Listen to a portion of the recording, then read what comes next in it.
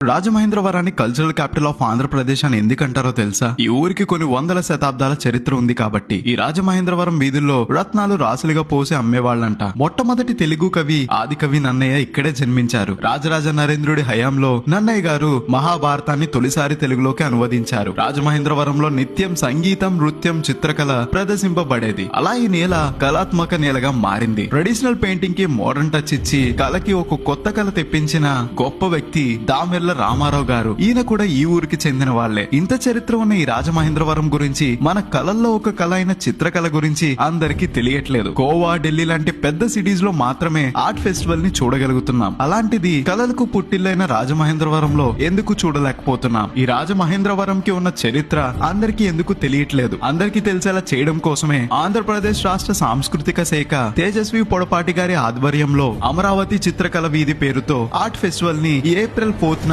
రాజమహేంద్రవరం లాలా చెరువు రోడ్ లో నిర్వహిస్తున్నారు. దేశం నలుమూలల నుంచి చిత్రకారులు వచ్చి ఇక్కడ వాళ్ళ చిత్రకళని ప్రదర్శిస్తారు. వాళ్ళతో పాటు మన రాజమహేంద్రవరానికి చెందిన లెజెండరీ పెయింటర్స్ పెయింటింగ్స్ కూడా ప్రదర్శనలో ఉంటాయి. ఏప్రిల్ 4న మన ఊర్లో ఈ అద్భుతాన్ని చూడబోతున్నాం. ఈ ఆర్ట్స్ ని చూసే అదృష్టంతో పాటు అవి కొనుక్కునే అవకాశం కూడా ఉంటుంది. రాజమహేంద్రవరం సెంట్రల్ జైల్ రోడ్ దగ్గర పెట్టే ఈ అమరావతి చిత్రకళ వీధికి మీ పిల్లలతో వెళ్ళండి. ఒక అద్భుతమైన పెయింటింగ్ చూసినప్పుడే మనలో ఒక కొత్త కళాకారుడు పుట్టుకొస్తాడు. ఎవరికి తెలుసు, మీ ఇంట్లో కూడా ఒక రవివర్మ, ఒక దామెర్ల రామారావు గారు లాంటి టాలెంట్ ఉన్న పిల్లలు ఉన్నారేమో. మీ పిల్లలతో పాటు టైం స్పెండ్ చేయడానికి ఇది పర్ఫెక్ట్ ఛాన్స్. దీనిని అస్సలు మిస్ అవ్వకండి.